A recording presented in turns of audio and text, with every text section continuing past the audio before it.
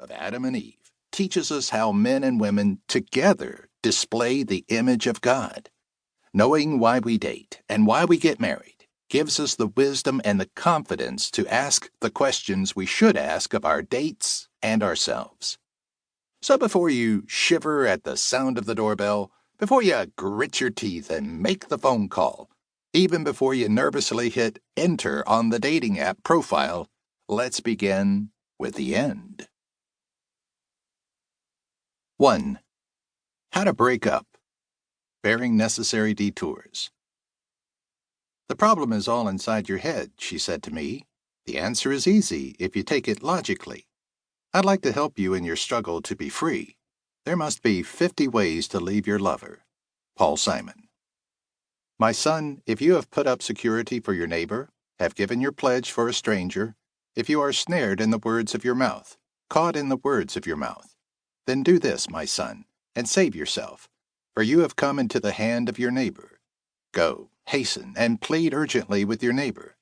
Give your eyes no sleep and your eyelids no slumber. Save yourself like a gazelle from the hand of the hunter, like a bird from the hand of the fowler. Solomon, son of David, king of Israel. An essential angling skill, especially online. Come on, how to break up?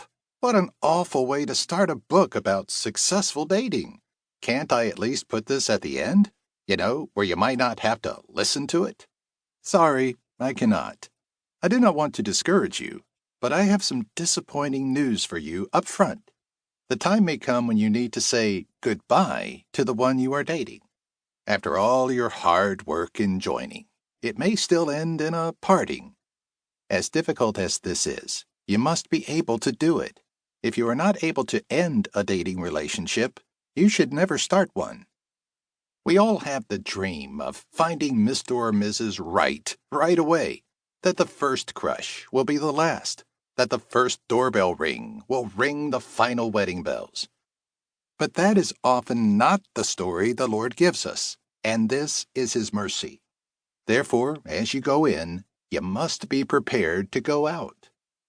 If you are using an online service to meet someone, this is especially pertinent. Dating apps and online services aren't wrong to use, but you need to go in with your eyes open to the features of the medium. Online dating services seem wonderful because they offer such a large pool of eligible candidates, so much larger than what you are finding in your boring old hometown or your cheerless church confines. But be prepared. Since you are starting without any context whatsoever, you will probably be breaking up more times before getting married. A relationship begun online is starting from scratch, with no life, no church, and no family background. Without the benefit of families living in community, or a church where we see personalities tested, you need to work harder to get to know the other person. So online dating actually makes the principles of this book more important. No online profiling asks you the questions that you will get here. Maybe they cannot. These questions can only really be answered by spending time doing things with one another in person. Dolores, a young woman in my congregation, came to me troubled about her boyfriend, Russ. Like all the names used in this book, except for some of my own family, Dolores and Russ are pseudonyms, but their story is real. They seemed supremely compatible, or at least so she thought, but they had been going together for several years with no movement forward. Dolores was a delightful person, the kind who never seemed to run out of energy. She was pretty. She had a strong grasp of the kind of theology on which one could set up a life. Her hands were always serving others. From what she told me, Russ had a lot of good qualities too. Dolores was so good at making other parts of her life work out. There was no reason this part should not be working also. Why wasn't it? Russ just wasn't asking. This situation may sound like a cliché, but it doesn't feel like a cliché if you are living it. When we met, I did not have much to say to Dolores. She basically counseled herself in front of me. Russ was not going to close the deal.